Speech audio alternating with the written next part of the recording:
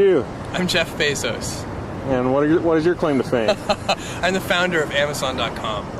Where did you get an idea for Amazon.com? Well, 3 years ago, I was in New York City working for a quantitative hedge fund when I came across the startling statistic that web usage was growing at 2,300% a year. So I decided I would try and find a business plan that made sense in the context of that growth. And I picked books as the first best product to sell online, which are making a list of like 20 different products that you might be able to sell. And books were great as the first best because books are incredibly unusual in one respect, and that is that there are more items in the book category than there are items in any other category by far. Music is number 2. There are about 200,000 active music CDs at any given time.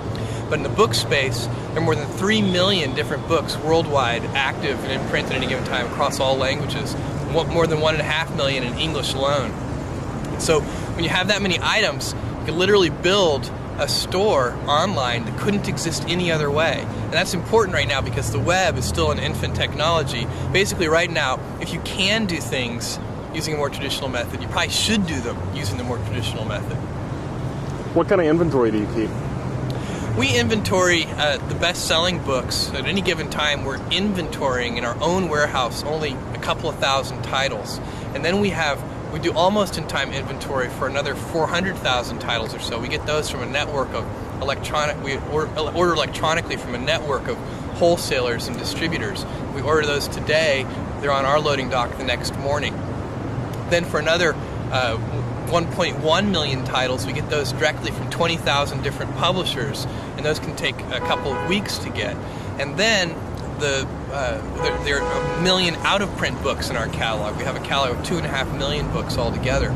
Those 1 million out-of-print books, some of them we can get and some of them we can't, but we find them if we can, and then we ship them to our customers. We do kind of a search on those. What's almost-in-time inventory?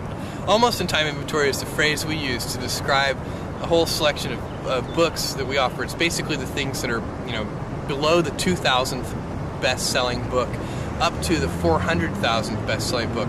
Those are titles that we can get from a network of more than a dozen different wholesalers. So if a customer orders a book from us today, we order that book from our wholesalers today, and that book shows up on our loading dock the next morning, and then we can ship it to the customer. They say one of the toughest things to do on the internet is to capture mind share. What was your secret? How did you do that? Yeah, even more generally, I agree with you that capturing mind share on the internet is extremely difficult. Even more generally, it's the late 20th century, not just the internet. Capturing attention. Attention is the scarce commodity of the late 20th century. And one of the ways that you can do that, and it's the way that we did it, was by doing something new and innovative for the first time that actually has real value for the customer. That's a hard thing to do, but if you do that, then newspapers will write about what you're doing, customers will tell other customers, and you'll get a huge sort of word-of-mouth fan-out, and that can really drive and accelerate businesses, and that's what happened with us. In the first year of opening Amazon.com to the public, we didn't do any paid advertising, and all of our growth was fueled by word-of-mouth and media exposure. I saw little ads at the bottom of the column of the New York Times. That was our very first advertising. We don't do that anymore, but at the very beginning, we did little tiny ads at the bottom of the front page of the New York Times. I thought that was very clever. It's sort of using a URL as a macro, because I read... That it expands. We're a bookstore, click here. Right. That's a great way to think of it. And it worked very well, apparently. I don't know, the problem with that kind of advertising is it's extremely difficult to track. Put a different URL for every... That's the problem, is that you want people to start to learn your URL, so you don't want to actually use a different one. And it's very easy. One of the great things about online ads, we do advertising today in maybe 40 different, on different websites. We do banner ads.